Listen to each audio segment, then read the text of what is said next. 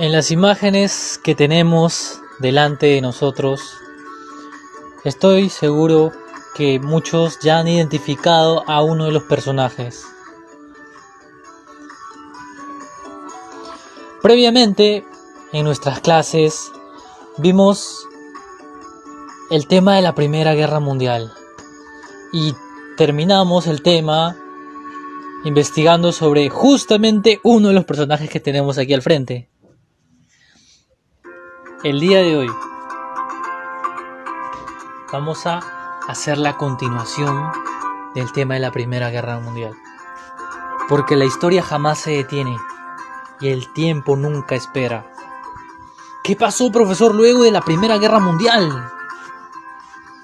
¿Qué sucedió, profesor? ¿Qué pasó con Alemania? ¿Qué pasó con Italia, profesor? Déjame decirte que esos países no se quedaron tranquilos. Y sobre todo, hay personajes que hicieron que tanto Alemania como Italia renacieran nuevamente y se llevara a cabo ese segundo acontecimiento que marcó la historia para siempre. Pero, el día de hoy vamos a viajar con la máquina del tiempo y nos vamos a poner después de la Primera Guerra Mundial y antes de la Segunda Guerra Mundial. En ese periodo entre la Primera y la Segunda, ahí nos vamos a poner. Ya, muchos se han identificado quién está en la imagen del frente, ¿no? El famoso Adolfo Hitler. Es por eso que el tema que vamos a ver el día de hoy tiene bastante que ver con él y con otro personaje que fue muy amigo. Nuestro tema para el día de hoy es los movimientos fascistas. Entonces, no se diga más y comencemos con nuestra clase. A ver, vamos a ver el concepto de los movimientos fascistas. ¿Qué son o qué fueron los movimientos fascistas?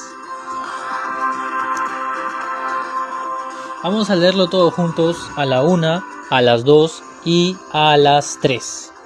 Fueron dictaduras político-militares, es decir, los militares van a intervenir en la política y como es dictadura van a tomar el poder, de carácter totalitario que predominaron en Europa, porque Alemania y Italia se encuentran en Europa occidental, en la parte de Europa occidental, durante el periodo de entreguerras, es decir, después de la Primera Guerra Mundial y antes de la Segunda Guerra Mundial. Los casos más importantes fueron en Italia, en Alemania, en España y también vamos a aumentarle ahí Japón, ¿ya? Pero los que más destacaron fueron esos tres, Italia, Alemania y España, pero Japón también destaca. Muy bien, sigamos. Características. ¿Cómo, profesor, vamos a reconocer a estos movimientos totalitarios? ¿Cómo nosotros nos vamos a dar cuenta de que se trata de un movimiento totalitario? Según las características que encontremos.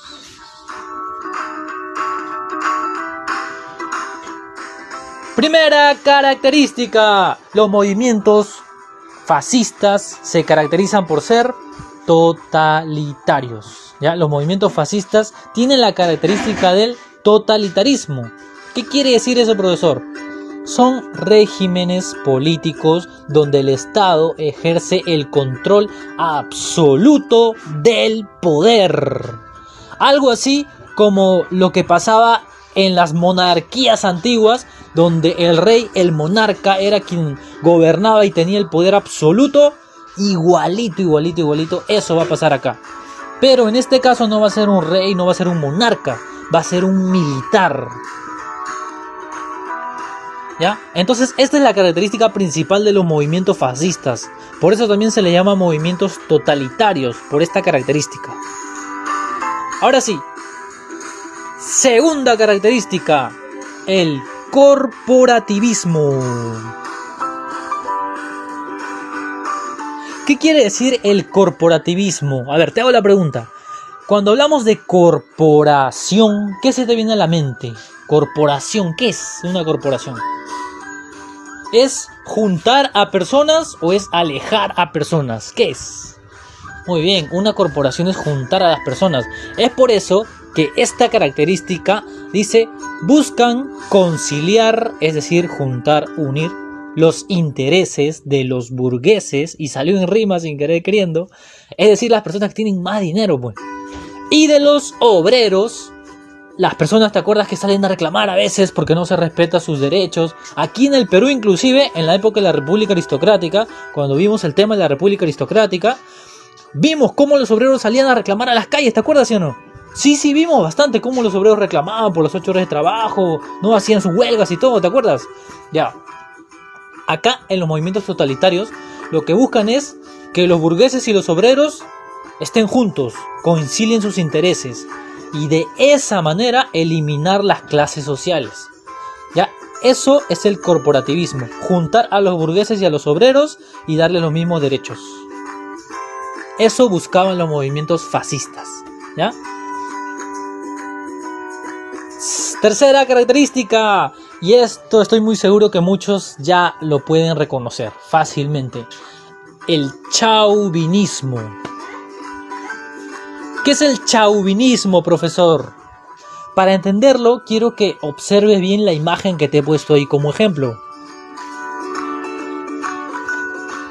¿Por qué un montón de personas se juntarían para agitar la bandera de Alemania y encima gritar: Führer, Führer, tú sí, Führer, contigo sí, contigo hasta la muerte, Führer, viva el Führer? ¿Por qué crees que harían eso? Porque los movimientos fascistas tienen esta característica de chauvinismo, que quiere decir que el Estado fomenta el: grábate esta palabra, subráyala esta palabra, escríbela con rojo, resáltala con resaltador, échale mucho, pero mucho ojo a esta palabra: ultranacionalismo. Como en Goku, el ultra instinto. Ya, acá no es el ultra instinto, que es el ultranacionalismo. ¿Qué es eso, profesor? Te explico. El nacionalismo es cuando las personas desarrollan un amor por la patria, pero único. Así ya. Yo, por ejemplo, somos de acá nosotros de Perú. Yo soy peruano hasta la muerte. Por mi patria doy la vida. Viva el Perú. Pero de manera exagerada. Ahora, imagínate ese nacionalismo, pero ultranacionalismo. Esos movimientos fascistas se caracterizaban por eso, ¿ya? Por fomentar, por difundir en toda la población el amor a la patria, pero de manera exagerada, como no te imaginas, ¿ya? Y esto, profesor, ¿por qué lo hacían? ¿Para qué lo hacían? Querían mucho a la gente, querían que todos se unan, ¿no? Amor y paz entre todos. Nada que ver. Esto lo hacían para controlar a las masas. Es decir, para controlar a la población, ¿no? No importa si sea la población que tiene dinero, los pobres, para controlar a todos. Para eso lo hacían, ¿ya? Para eso fomentaban este ultranacionalismo, el amor por Alemania, el amor por Italia, el amor por España, por Japón. Pero lo que realmente querían era controlar a la gente.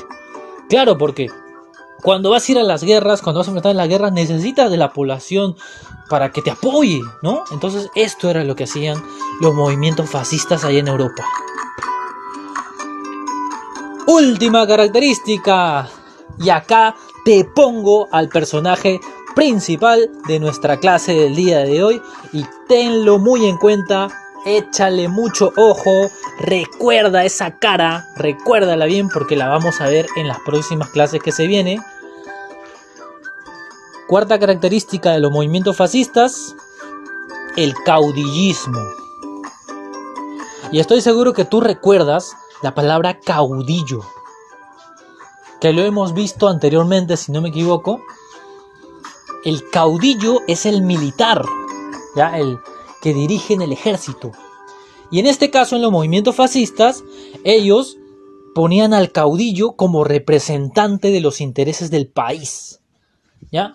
Y lograban con esto que el pueblo confíe totalmente en él. Es decir, que a ciegas la gente confiaba en el Führer, en el representante de todo el país, que en este caso vendría a ser el militar porque Adolfo Hitler fue un militar. Igualmente en Italia, ¿no? El líder era un militar, un caudillo. ¿Ya? Y ellos hacían ver que lo más importante es que el caudillo, el militar, representara al país. Es lo mejor. Y hacían que la gente confiara en eso. ¿Ya? Eso es el caudillismo, entonces. Que nuestro líder sea un caudillo. Y ahí vemos a Hitler cómo levanta la mano. El famoso saludo nazi. Ahí lo vemos a Hitler. Ahora sí. Vamos a hablar de los movimientos fascistas más importantes que hubo antes de la Segunda Guerra Mundial. ¿Ya? No son los únicos, pero son los más importantes. Vamos a destacar dos. Primero, el fascismo en Italia, ¿ya? El fascismo italiano. Ahora seguro se estarán preguntando, profesor, ¿quién fue el líder del fascismo italiano? ¿Y cómo hizo este líder para llegar al poder?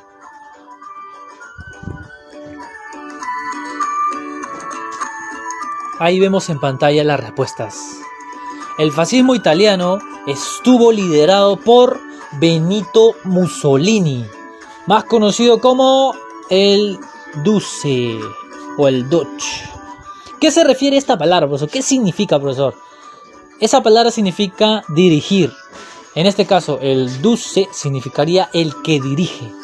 ¿Ya? Benito Mussolini, quien tenemos aquí en pantalla, en su caballo, fue quien dirigió el fascismo en Italia. Ahora, ¿cómo llegó al poder, profesor? ¿Recuerdas qué dijimos al comienzo? Los movimientos fascistas fueron dictaduras político-militares. Y una dictadura llega al poder a través de...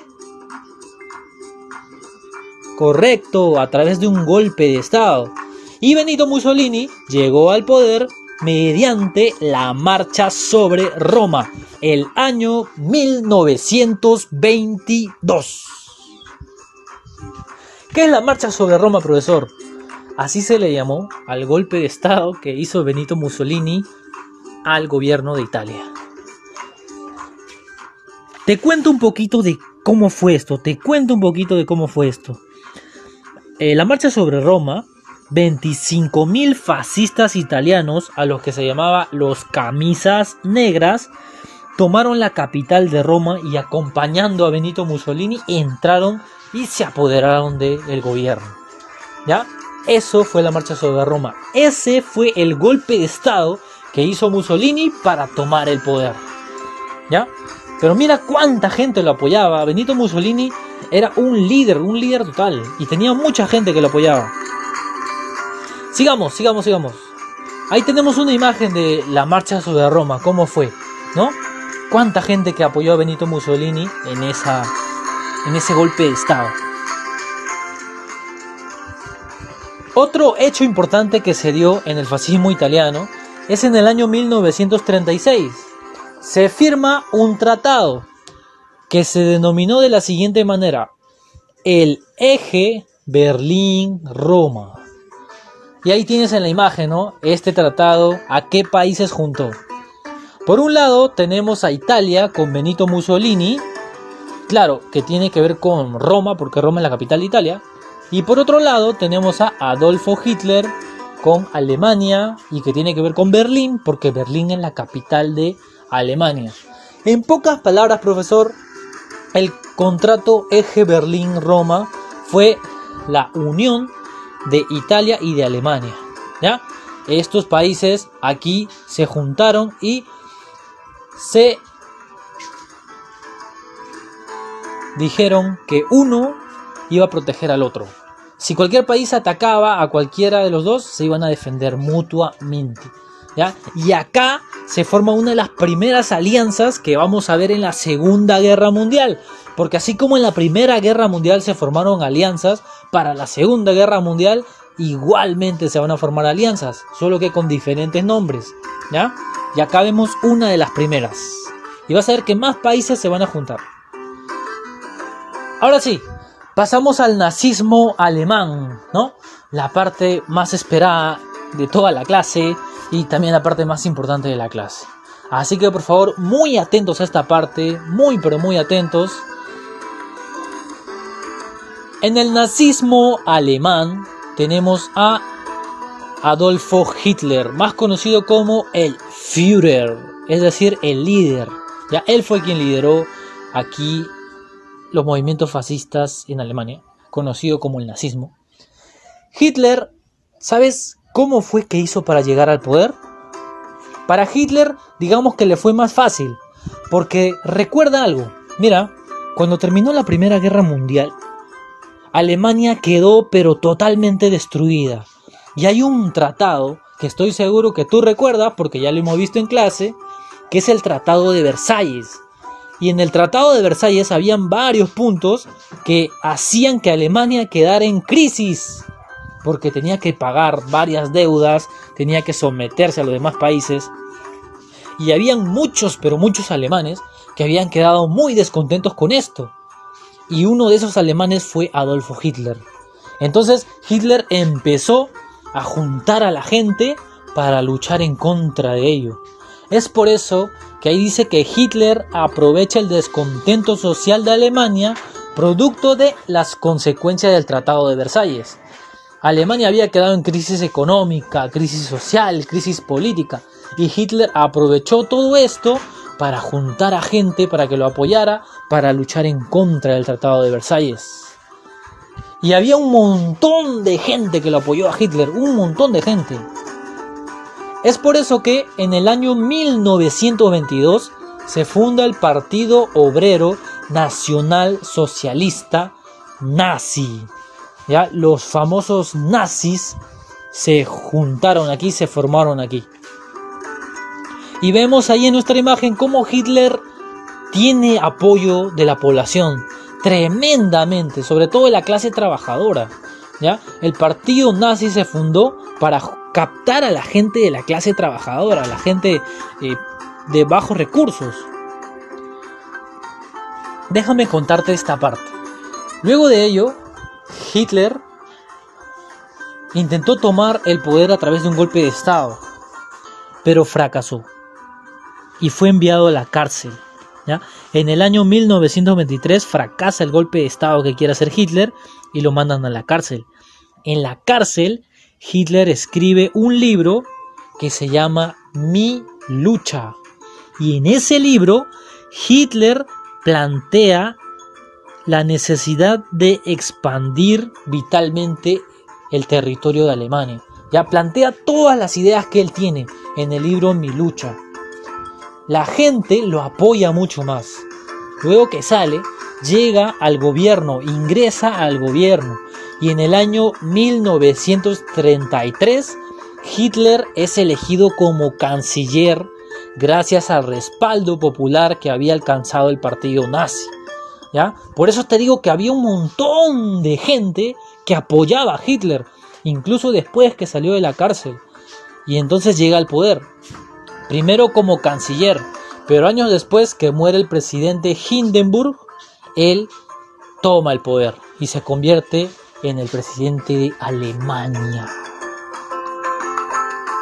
Y de esa manera, chicos, de esa manera, chicas, terminamos nuestra clase del día de hoy y les dejo esa imagen que tienen ahí, porque esa imagen va a ser una antesala para lo que vamos a ver en las próximas clases. Y estoy seguro que ya muchos han entendido la referencia y con qué tiene que ver esa imagen. Y si no la has entendido, entonces muy atento para la próxima clase. ¿Sí?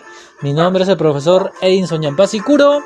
Cuídense mucho. Nos vemos en la próxima.